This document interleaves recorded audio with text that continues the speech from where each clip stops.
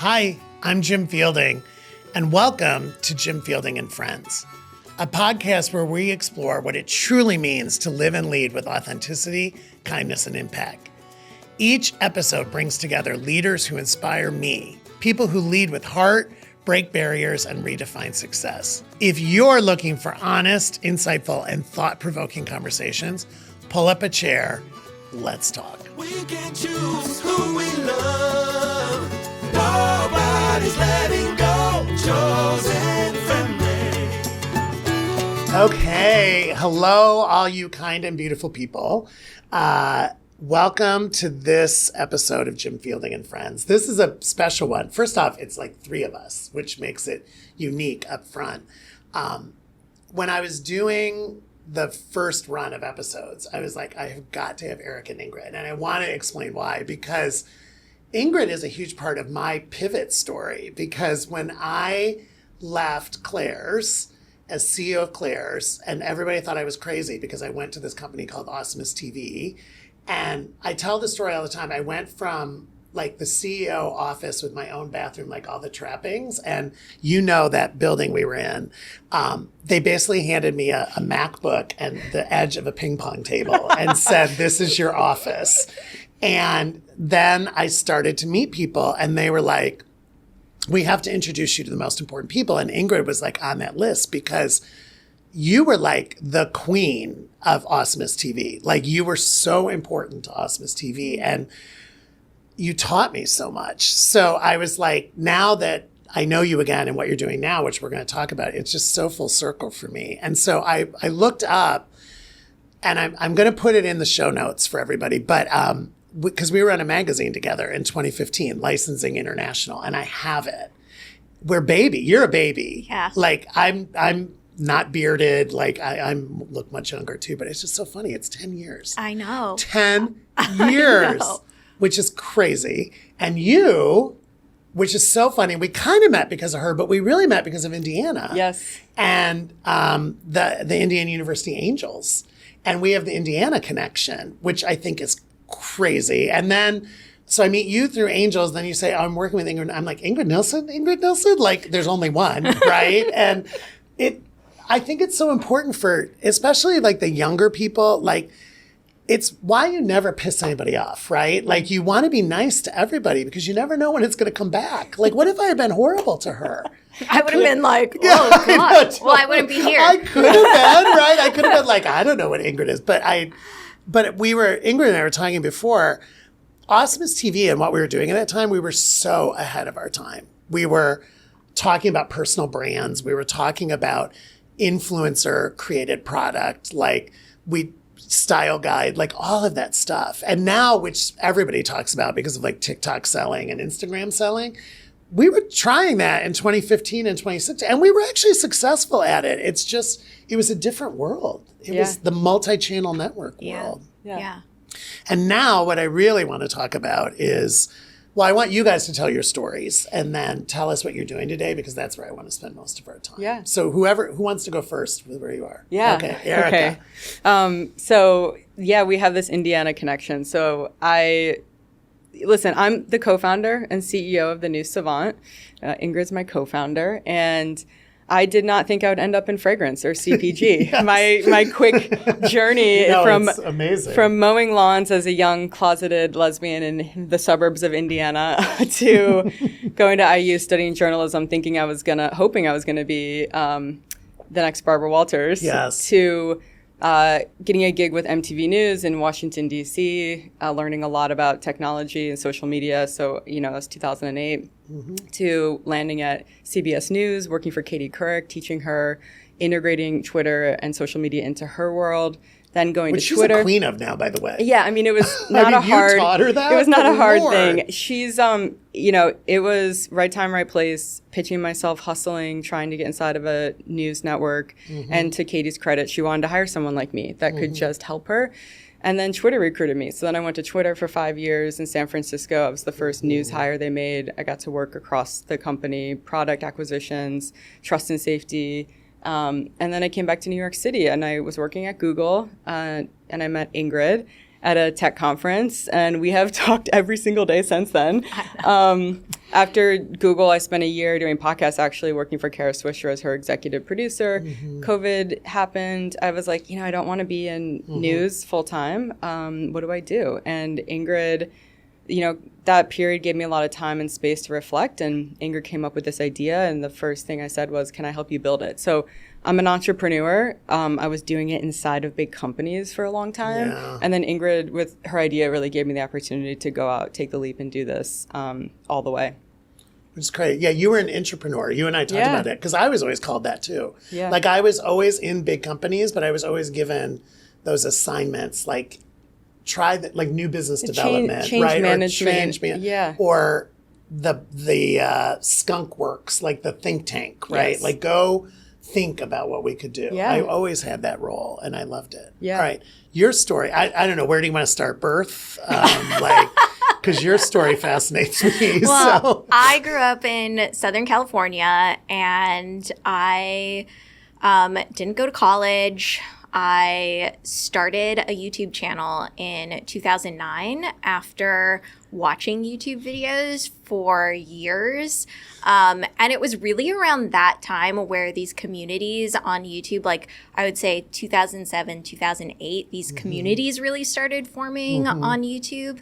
And my high school years were some of the worst of my life for multiple reasons. And I really leaned on the internet during that time for company. And I found these women on YouTube all over the world talking about beauty products. And I was just starting to become more curious about beauty because I would save my money and buy things at the drugstore, and then it wouldn't work the way the magazine said that it was gonna work, and it didn't match me.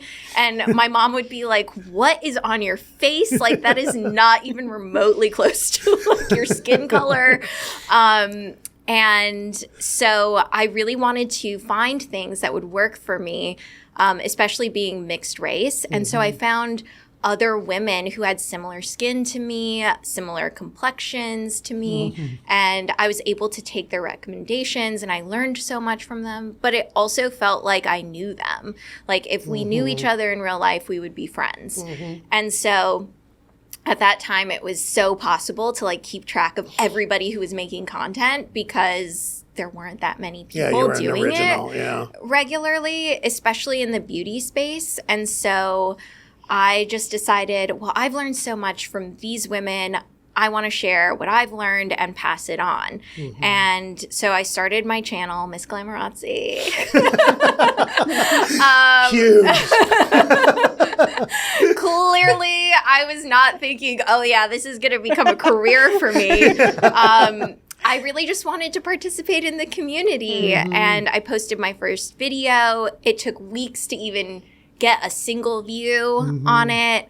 And then I got a comment, and then like more views started coming in, and I would respond back to people, and people started asking for me to post more. And I was like, okay, I'll post whenever I can. And I just really fell in love with the process. You know, I had no idea what I was doing. I just figured it out along the way. It was literally your bedroom. Yeah. Literally my bedroom or the bathroom or whatever little corner I could find. I knew nothing about lighting. I was literally just using a lamp like in my mom's house or wherever I was, and recording these videos. And I loved the process. And it really just gave me this creative outlet. And it slowly started to grow and grow, and more people started watching. And then the YouTube AdSense came around, and you were able to make money off of your videos. And I remember, like, I had signed up for the program, and you had to be accepted into it. Like, you had to wait sometimes months to get accepted, because I think there was an actual person approving Probably at that time. I think so. There was no algorithm. I think you're right. I think it was a person. Yeah. And so I remember getting approved, but I didn't actually know how to get the money from my YouTube account into my bank account. And I remember opening it up for the first time after months. And I had maybe $400 in there. And I was like, I've made $400 from posting these videos. And it just felt like such encouragement, especially growing up in an environment where I didn't grow up with money. I was working retail jobs and I would make $300 in a month. So $400 doing something that I was really excited about was incredible to me. And it slowly became my full-time career. And I really came up in the industry as it was becoming an industry in the beauty space specifically. And I got to work with CoverGirl and just all of my favorite brands, Bare Minerals. It went from being the space that people did not understand to then everybody wanting in on it. And I was in my 20s. I started when I was like just turning 20 years old. And I spent the entirety of my 20s doing that. And I built this community, which is the most special thing to me. And something that I'm most proud of is the community. And I just got to do so many things outside of beauty, like interviewing President Obama. Yeah. Oh my gosh, we all remember that. We all remember that. Oh. Yeah. And I think you surprised him. Yeah, by talking about periods, which was just so unusual at that time, especially for someone coming from beauty. They're like, oh, she actually has opinions. It's like, I've always had them. But I had an incredible career, and then in 2020 decided it was time for me to stop and start something else. And you hard stopped. Yeah, like hard stopped. You were like done. Yeah, I am someone. I'm really clear on when I've reached the end of the road on something, especially creatively. Yeah. I am fully okay with closing that chapter, and I don't feel the need to dip my toes back in and be like, well, what if I try this again? I admire that in you. And I remember when it happened, because people were surprised because you were, you're humble, which I love about you, but you were huge. And by the way, if anybody doesn't know how huge she was, I went to VidCon with her, and where she could not, we literally couldn't have her in public. We literally had to keep her in rooms and envelop her. It was the superstar. This is the thing that's so crazy. It was the superstardom. Yes, it was a community, but they were rabid fans and invading your personal space. We literally had to protect you. I remember we would envelop you to move you to a panel at VidCon, and we'd take you out of some secret room at the Anaheim Convention Center because you were that huge. And that's when I remember I became involved because I was at Claire's getting disrupted by people like you, basically, right? Because you were the new authority, right? You were the new marketing. You were the people that they were listening to. They weren't listening to the brands. They weren't listening to Claire's. And I thought, one of Awesomeness TV's phrases was disrupt or be disrupted. And I felt when I left Claire's and they asked me to come back to California, I was like, I'm tired of being disrupted. I want to learn how to be the disruptor. And truly and I remember that first VidCon because I wasn't ready. I was like, oh, I like Ingrid. She's and we had met and we were working on your brand plan. She's super nice and super smart. And I'd watched the videos, but until you went to a live event, you did not understand the fandom. And when I didn't understand it either because I was filming these things in my bedroom. No, you had that. There was that third wall in between. But when we took you out in the real world, and when we did that pop-up on Melrose, I was like, what? And people were lovely. I'm not saying that they weren't lovely, but it was a lot. Yeah. It was intense. Yeah. I think the vast majority, I get it. Yeah. You're excited to see somebody. I completely understand that because I felt like the people I was watching before I started making videos were my friends.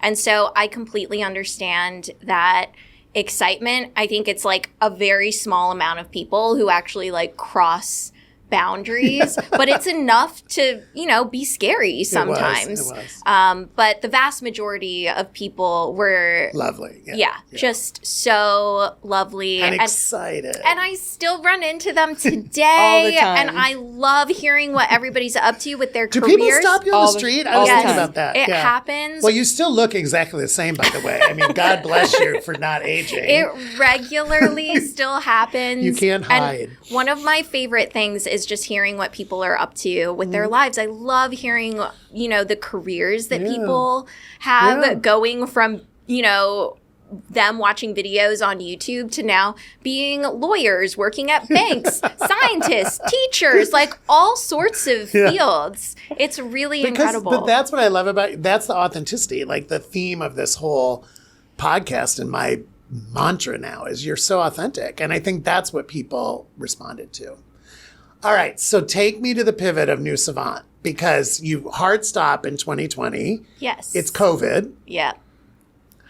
Where did this incredible brand and idea come from? So when I quit, I truly had no idea what I was doing. I said that in my video. I don't know what I'm doing next. And I meant it. Pretty gutsy. I did not know what I was going to do. And I just had conversations with various people around me whose careers I really admired. And I just wanted to have conversations to figure out like what was feeling right, just to like plant some seeds.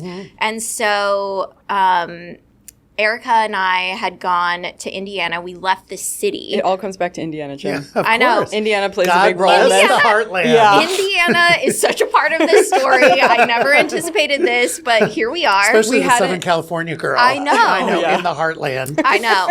So it was the first time leaving the city during COVID, which was like a miracle to us because we had been in this position where the minute you step outside your apartment, you have to be wearing a mask and you're like trying to avoid people. And it's just so hard in New York City because it's so crowded here. So going to Erica's dad's house in Indiana was literally a breath of fresh air and having a backyard and the neighbors aren't close and we could go outside. And, Erica was working full time and I was literally watching Vampire Diaries every day. I was just like, I had started this series at the beginning of making YouTube videos. I never got to finish it because my career got so busy. I am going to finish it. That was like the gift to myself, that time to be able to watch it. And one day I was at her dad's house and I saw a candle there and I thought, oh, I wonder how you make a candle. And then I thought, I bet I could figure that out. And so I went to the craft store and got just basic candle making supplies. Bought some wicks. Yeah, exactly. And I made my first candles on Erica's childhood ping pong table in the basement. Yeah. And I was obsessed with the process. Right. Like the first candles I made, I think I saved the very first one. It does not smell when you burn it at all. Like it was not an effective candle, but I was just obsessed with the process and I'd always loved candles. I always had them burning in my videos. I was always talking about them. I loved fragrance in general. And I was like, I think this could be something. I think this could be the perfect combination of I'm creatively interested in this and I'm also okay with turning it into a business because I don't want to monetize like everything that I'm interested in. And I presented the idea to Erica on our way back to the city. We were driving back and Erica was like, I'm interested. Can I help? And I was like, let me think about it. Good for you.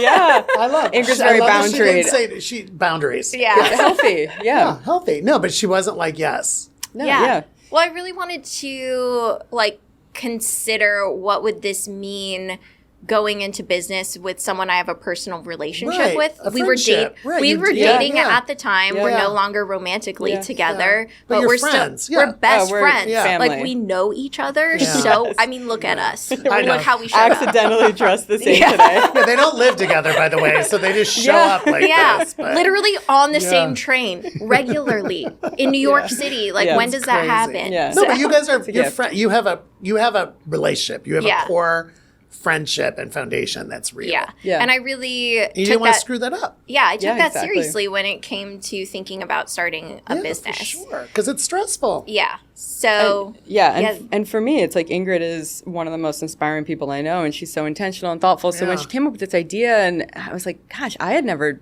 done candles or fragrance, but yet my instinct was like, can I help? Well, it's funny because, I mean, you're a little creative engine because she was beauty girl, but you wanted to be cooking. Remember when we went Yeah. into that whole thing? And then she was cooking. Like, okay, now I'm going to do recipes. I was like, what? Like, guess what? That community went with you. Yeah. Like, I mean, because that was your next outlet. Yeah. So I think this and is I still natural. love cooking. Yeah, But I I know. realized in that moment that I didn't want to monetize cooking anymore Yes. because then when it came to actually cooking in my real life, I was like, this feels like work now and I love it so much. So that was really a learning moment for Yeah. me of like, I don't want to turn everything that I enjoy into a job. So you make the proposal that you want to be involved. She thinks about it, says yes. And then you're starting out, you were literally hand pouring. Like Yeah. you were making all the stock. I developed the recipe. Yeah. I made Yeah. hundreds of testers Yes. before actually launching, and I made the first 10,000 candles. You made the labels. You did the photo shoot. No, that I was yeah. lugging up the wax from downstairs. I set up the keeping Ingrid supplied. website, figured out Shopify. Yeah, bought a Rollo printer. Yeah. I mean, it was organic. It was natural. And it's you. I mean, that's the thing that I think is so interesting. It's you, but then she brings in the storytelling and the business side of you, which I think was brilliant, by the way. And like, at what point were you like, I need to go to the fragrance house and stuff? Because I think that's fascinating. Like when you got the French people involved, which not everybody would know to do. Yeah. Yeah.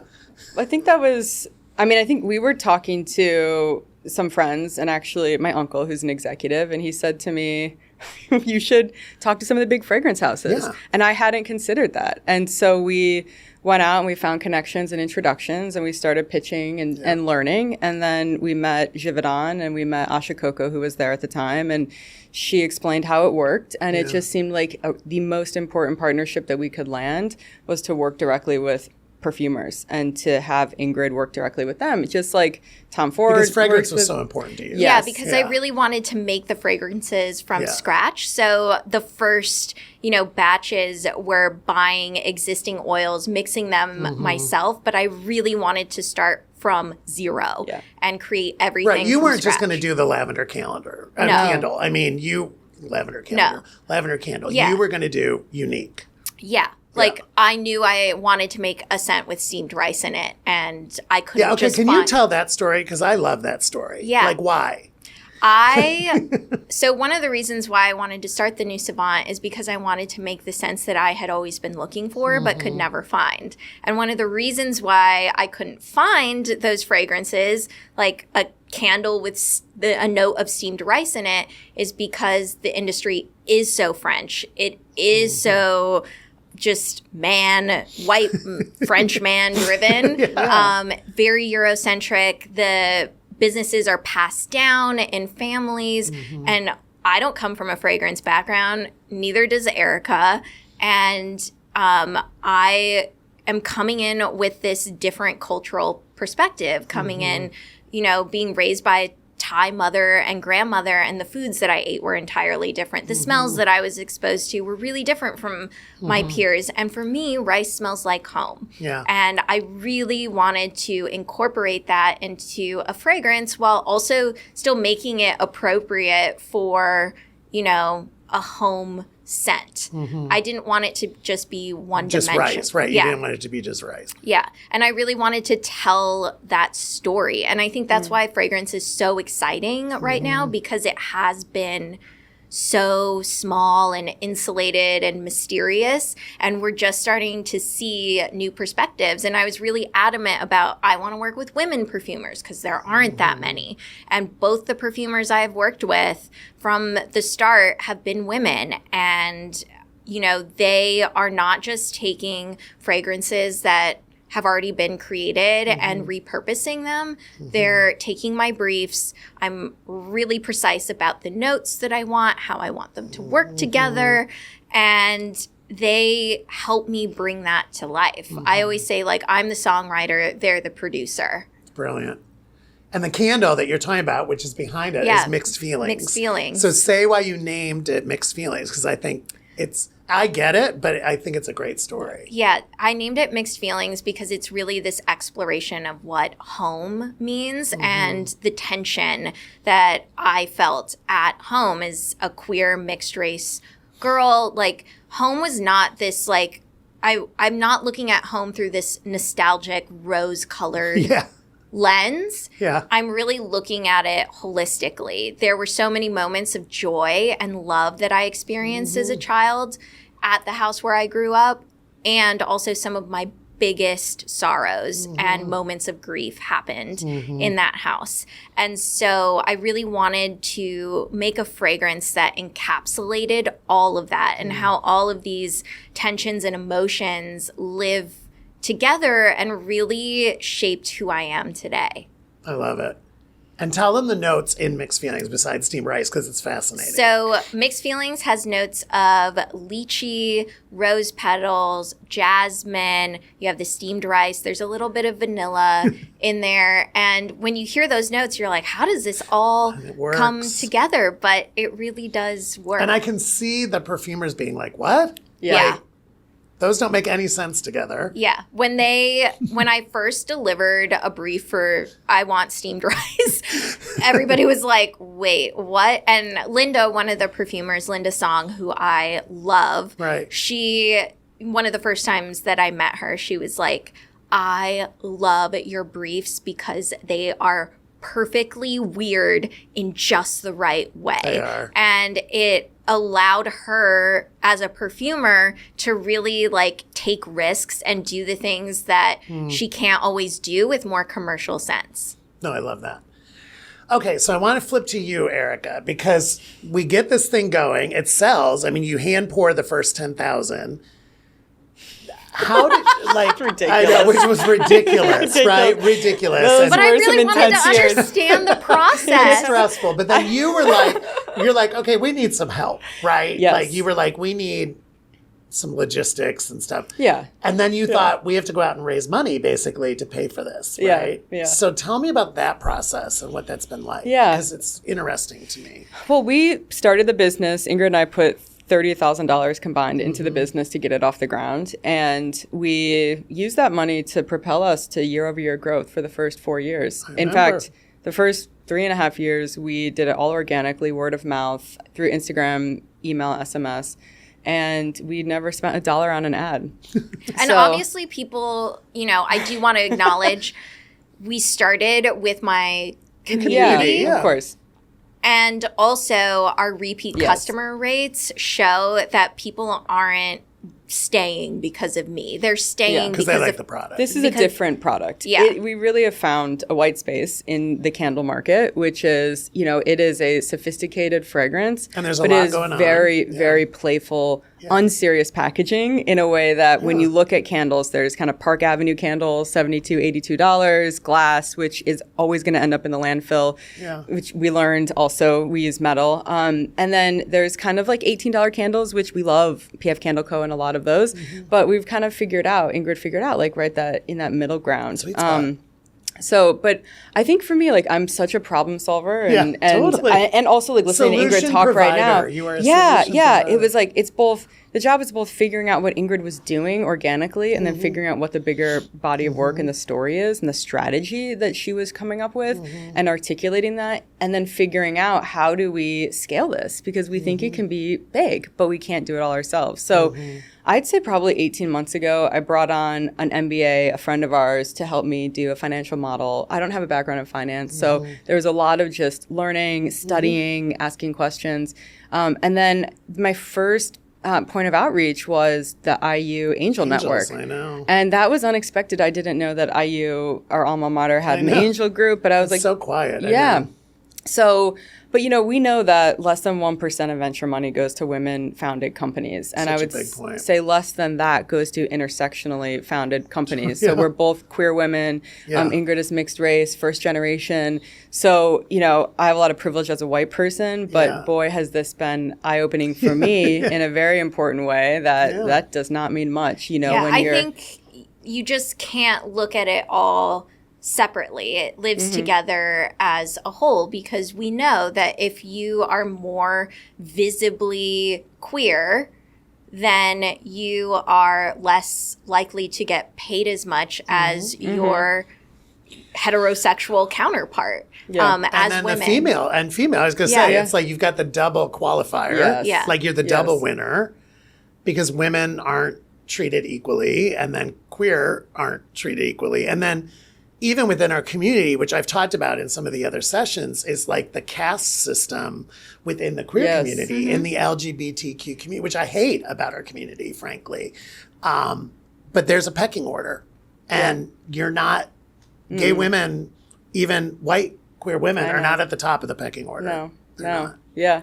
I think, like injustice. Just to be, hello community, listen to me. Yeah, it's like that. Yeah, it's always, injustice has always motivated me, I think, from my days in the playground. But, we started, I honestly thought it was going to be easy. I thought raising was going to be easy. What a naive thought. Because Why did you think that?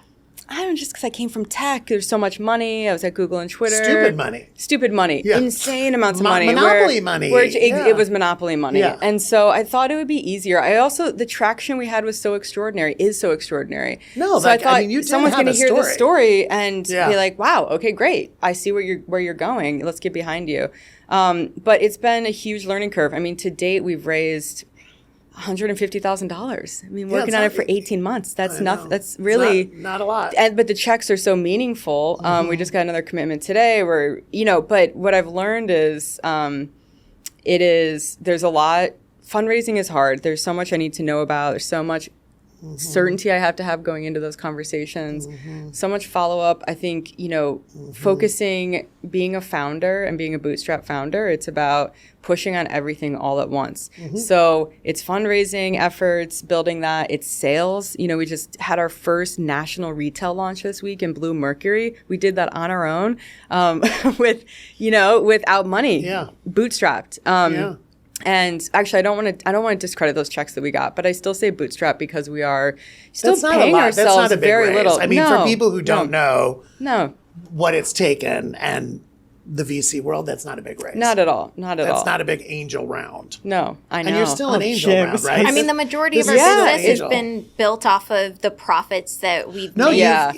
You're sustaining. We've been profitable 4 years in a row. Yeah. It's another thing, too. So but as we grow and as we try to, we're on Amazon now. We obviously have our first national retail deal with Blue Mercury. Our D2C is growing. Not pouring all the candles. No, I'm exactly. Not. we brought on partners. I'm not. That was not She's sustainable. making the sense. It's Ingrid. She's making the packaging. She's telling the story. She is not hand pouring candles anymore. Yes. We did.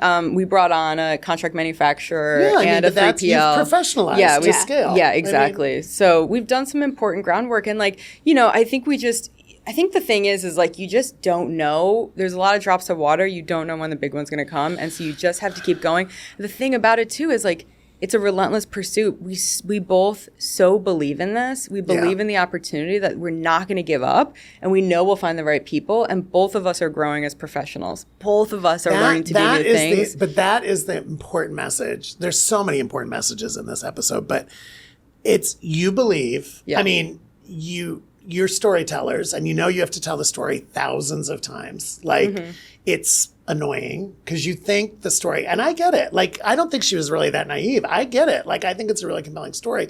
But you also have to remember, the retail marketplace is horrible, right? Like, horrible right now. And retailers, and listen, I love my retail and media and entertainment industry.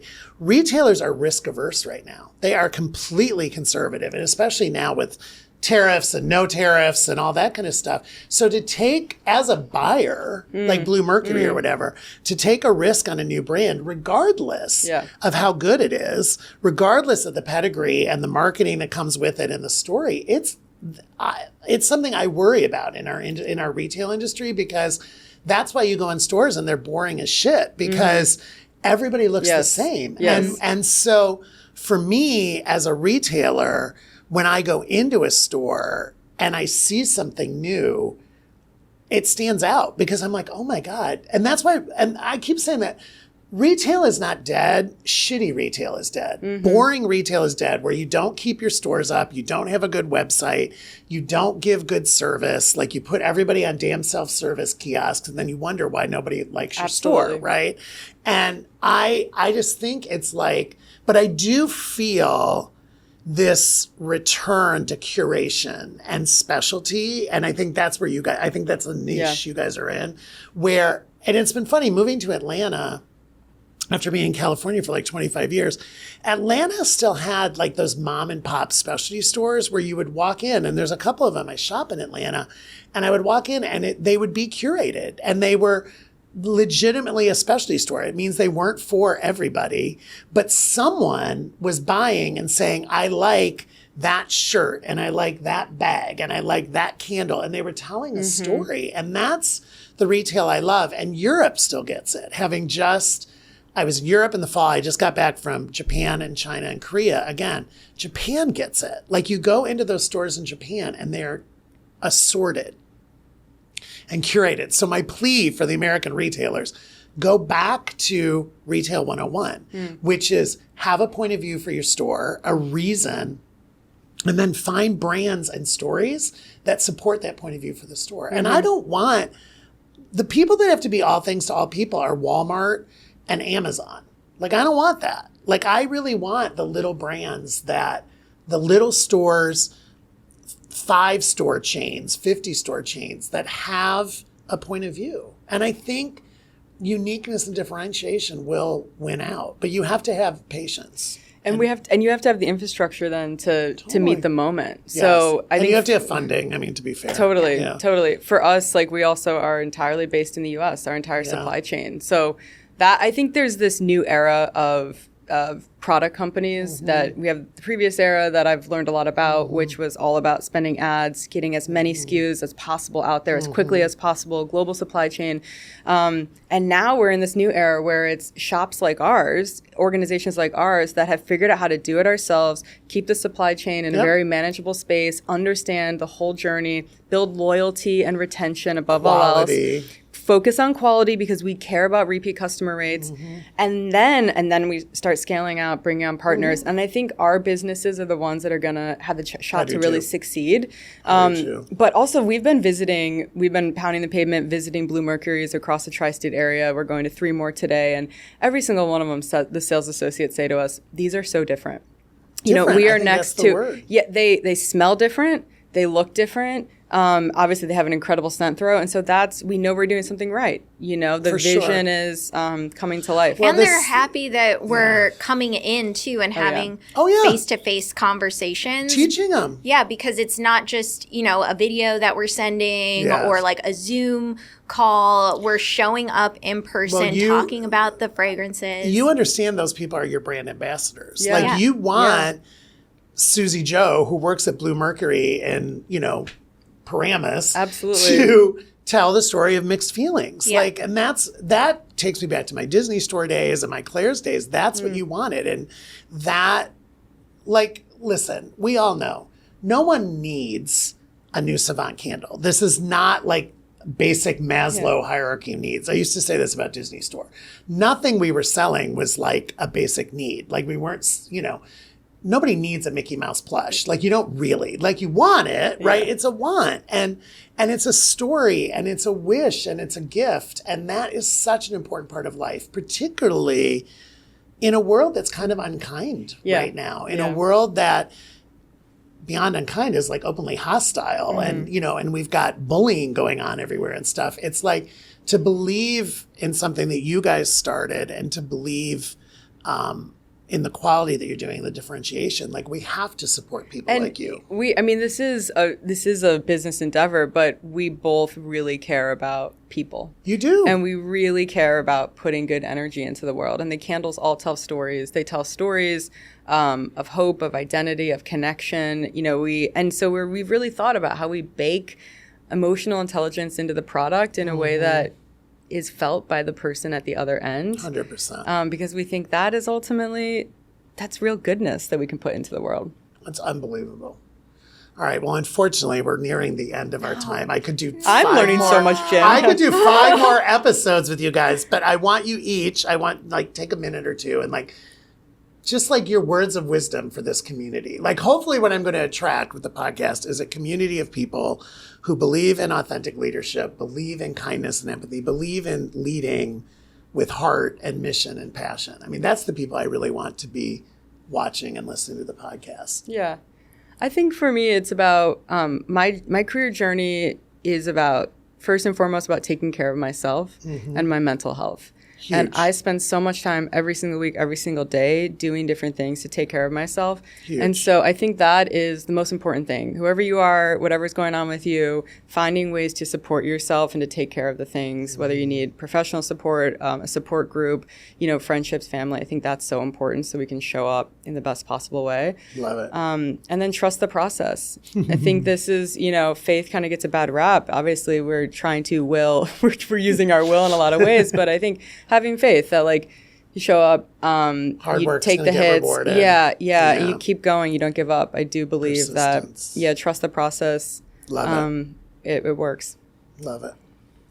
Yeah. I mean, I feel like after hearing a no more over the course of my life and career, more than I've heard yes, I have really developed a lot of not only resilience, but like Erica was saying, faith. And I really think faith is fuel. And that is what keeps me going. That's what protects my dreams, is the faith that I have in them. And of course it wavers, sometimes. Yeah, you have bad days. Yeah. And, I was having a bad day yesterday and my girlfriend reminded me, even when especially when you're doing something that you really care about, you're going to have those moments of doubt. And what matters is that you come back and you keep showing up. And I've learned that over the years after being told, no, you're not this enough. You're not white enough. You're not Asian enough. You're not smart enough. You're not whatever. I keep going. And that's just how I live my life. And I let my faith be the fuel and protection for my dreams. Oh my God. What a perfect way to end. Well, thank you guys both for being here. I mean, thank you for what you're doing for the world, for the community.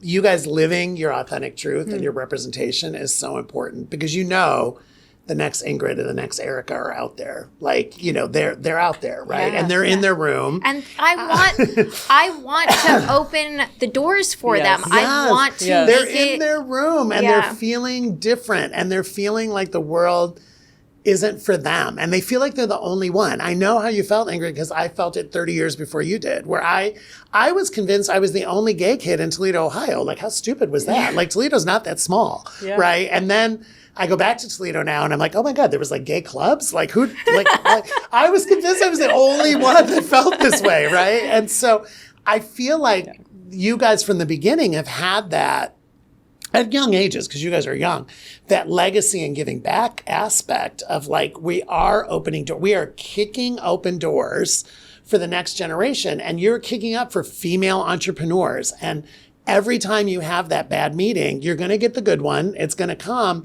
And just think that you're making it easier for the next person because we have to. We have to. And you worked with people like Katie Couric and stuff that understood that, right? We have to keep going. And I think this year has been hard on all of us in the community, in the queer community, because we just keep getting beat down and we keep getting blamed for everything. And, you would think all the issues in America were caused by our community, basically. And I've had more dark moments this year than I've had in a long time, because I'm like, God, now I'm the DEI speaker, right? Now I'm the DEI coach. And to your point, it's that persistence and resistance that I think is so important. So I think, my God, there's so many pearls of wisdom in this episode from you guys. And I'm a huge fan of the brand, and I will be tracking and buying. I'm gifted all the time. And before we end, I just have to say one thing. Sure. I remember 10 years ago in a meeting with you when we were in that office space, the corner of a ping pong table, yes. I remember one thing that has always stuck with me that you said, and it's be open to the possibilities. And I've thought about that regularly over the last decade. And it has meant so much to me,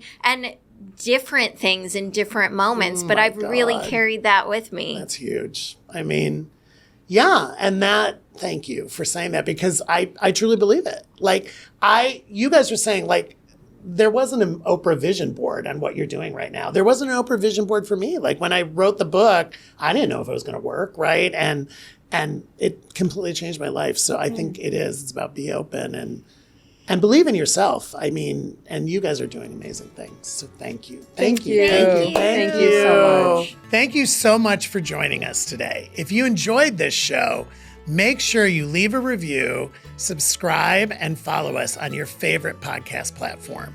We appreciate you and look forward to seeing you soon.